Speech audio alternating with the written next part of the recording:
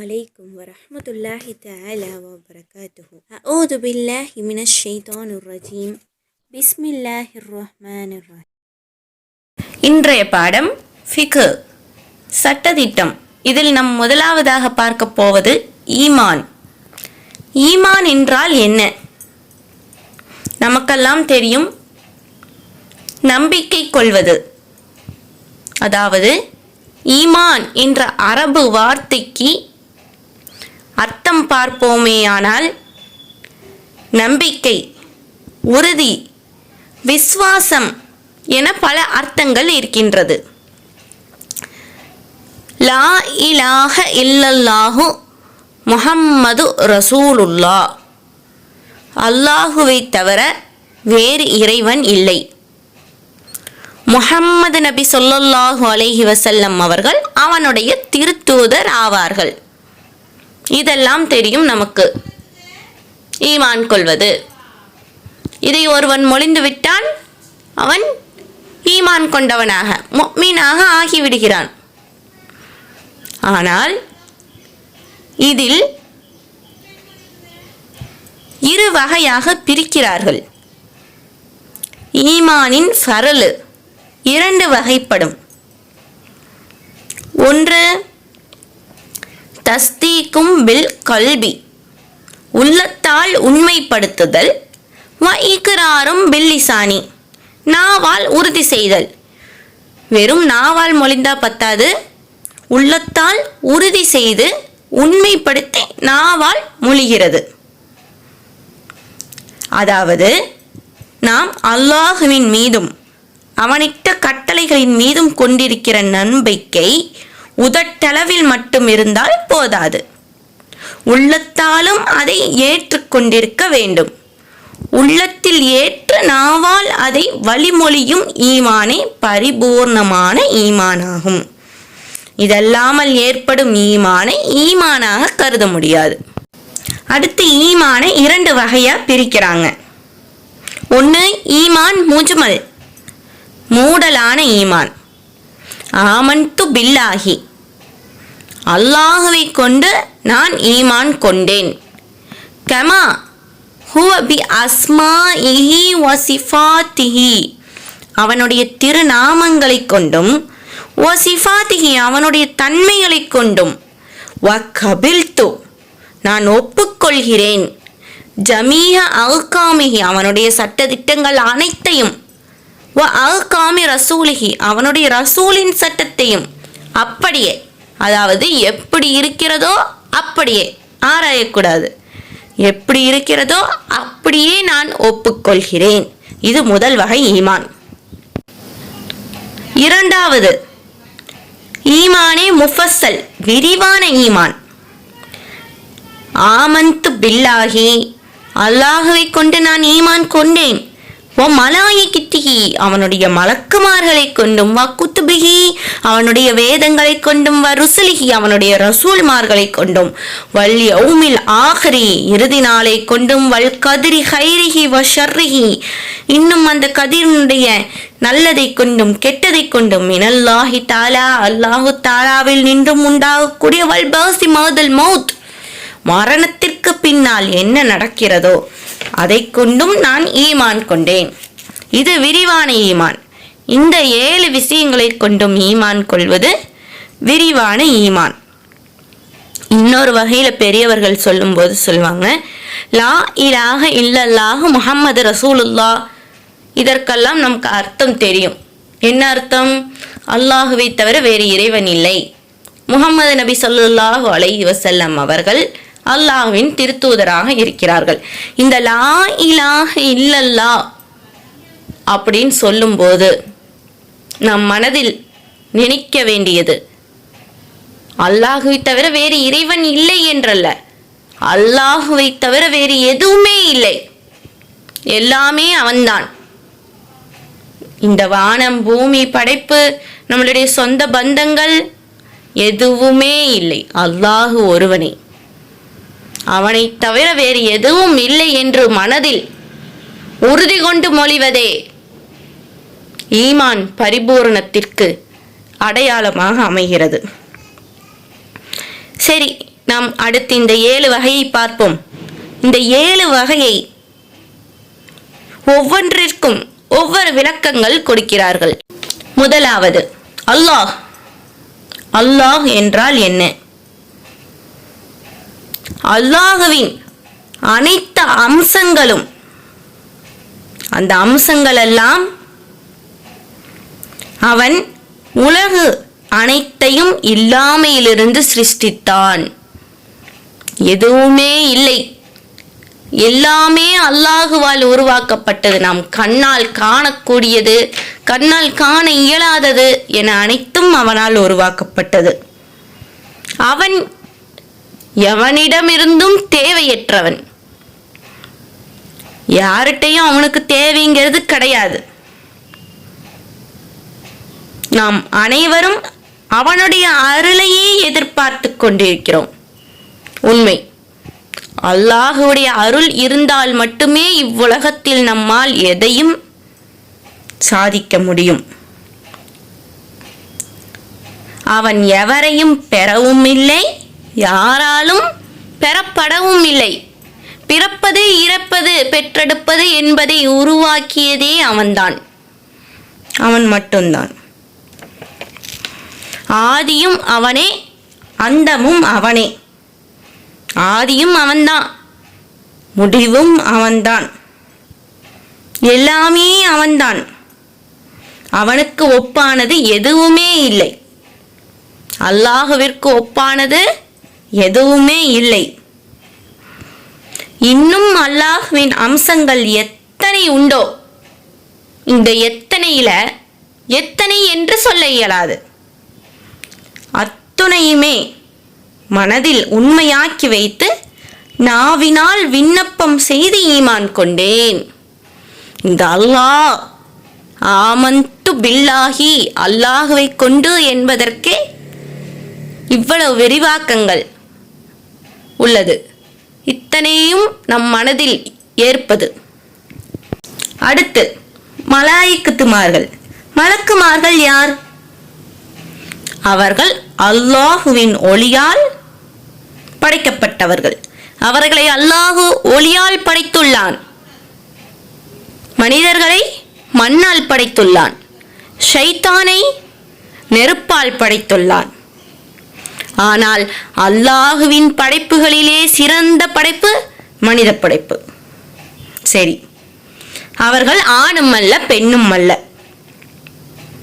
உண்ணுவது, குடிப்பது, உறங்குவது போன்ற மனிதர்களின் ஆசாபாசங்களை விட்டும் தூய்மையானவர்கள். மலக்குமார்கள் தூய்மையானவர்கள். அவர்கள் நம்மளை போன்றவர்கள் அல்ல. இவர்களின் எண்ணிக்கை அல்லாஹுவிற்கு மட்டுமே தெரியும். வானத்திலுள்ள நட்சத்திரங்களை எவ்வாறு எண்ண இயலாதோ அதை போன்று மலக்குமார்களின் எண்ணிக்கையும் எண்ண இயலாது.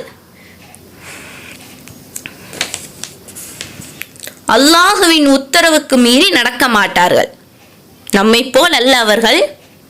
அல்லாஹு எதை செய்ய சொல்கிறானோ அதை மட்டுமே செய்வார்கள். அல்லாஹ் உட்காரு என்றால்தான் அமருவார்கள். அல்லாஹு நில் என்றால்தான் நிற்பார்கள். அல்லாஹுவின் உத்தரவின்றி எதையுமே செய்ய மாட்டார்கள். இவர்களின் மூலமாக பல காரியங்கள் செய்விக்கப்படுகிறது. அல்லாஹ் ஒவ்வொன்றிற்கும் ஒவ்வொரு மலக்குமார்களை தனித்தனியாக பிரித்துள்ளான். நமக்கெல்லாம் தெரியும், நமது வலது தோளிலும் இடது தோளிலும் 2 மலக்குமார்கள் இருக்கின்றார்கள் என்று. நன்மை எழுதுவதற்கு, தீமையை எழுதுவதற்கு, நம்மை கவனிப்பதற்கு, நம்மளுடைய ஆயுளை எழுதுவதற்கு, எந்த குழந்தை எப்பொழுது பிறக்கும், எப்பொழுது மரணிக்கும், அதனை செயல்படுத்துவதற்கு என்று அல்லாஹு எல்லாத்திற்குமே மலக்குமார்களை உபயோகப்படுத்துகிறான். மலக்குமார்கள் அல்லாஹுவின் அருள் பெற்றவர்கள்.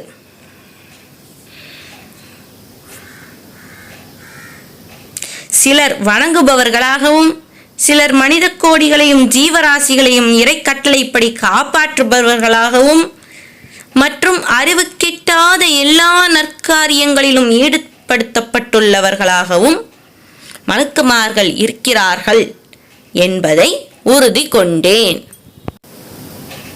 அடுத்து வேதங்கள். வேதங்களுடைய விளக்கம். அல்லாஹுவால் மனித சிருஷ்டிகளை நேர்வழியின் பக்கம் அழைப்பதற்காக பல வேதங்கள் அனுப்பப்பட்டிருக்கின்றன. அவைகளில் மிக சிறப்பானது திருக்குர்ஆன். எல்லா ரசூல்மார்களுக்கும் அல்லாஹு ஒவ்வொரு வேதங்கள் கொடுக்கப்பட்டிருந்தான்.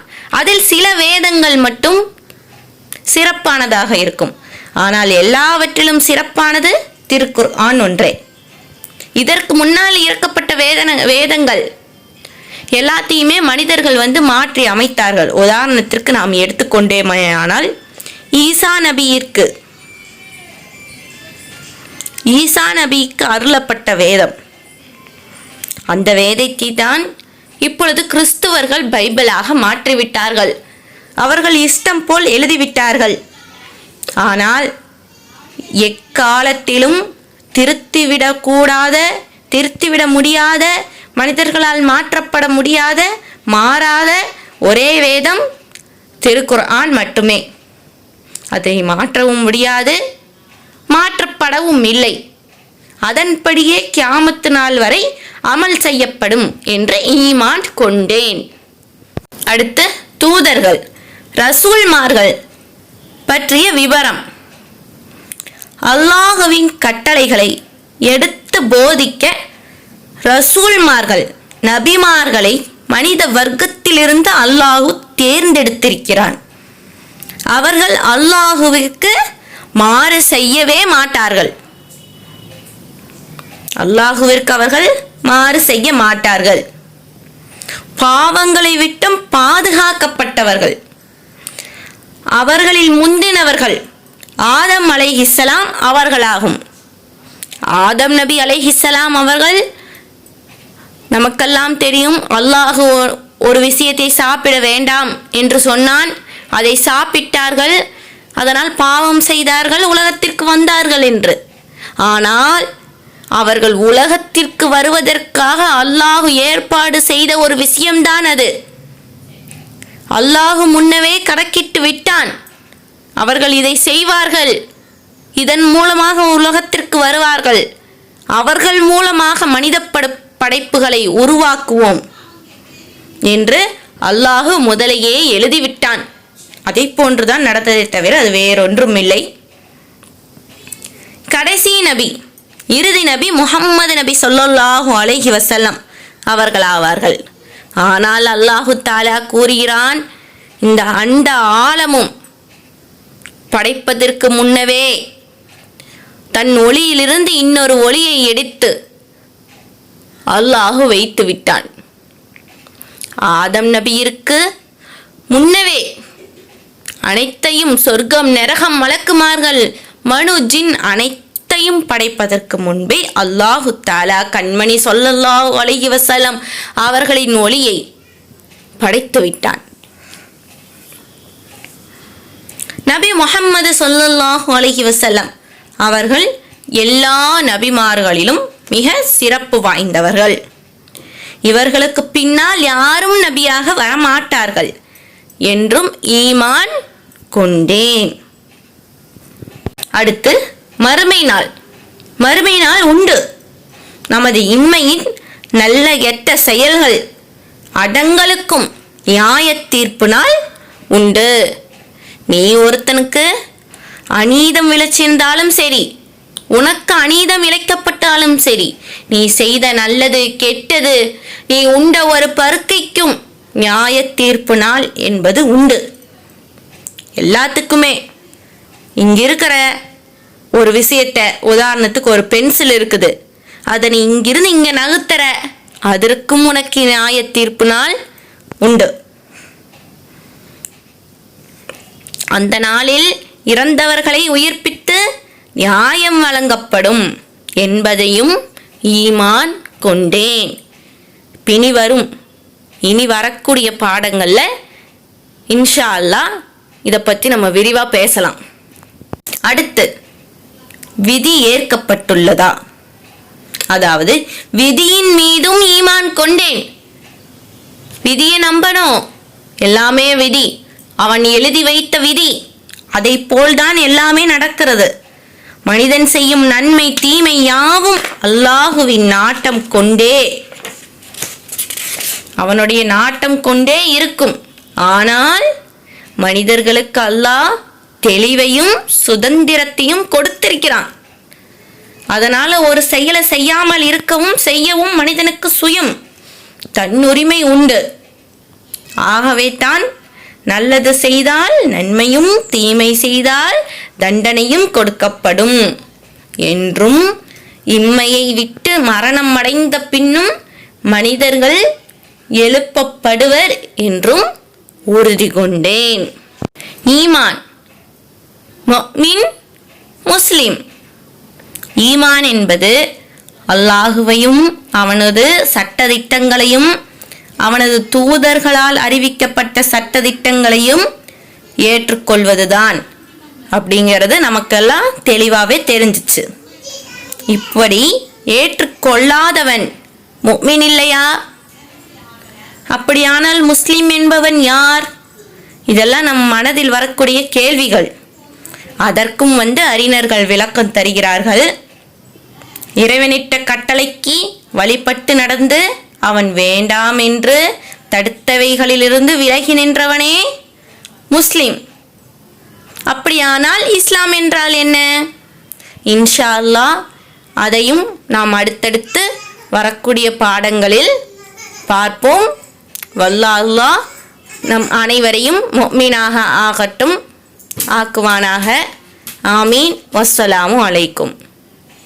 அல்லாஹும்ம ஸல்லி அலா சய்யிதினா வ மௌலானா முஹம்மத்.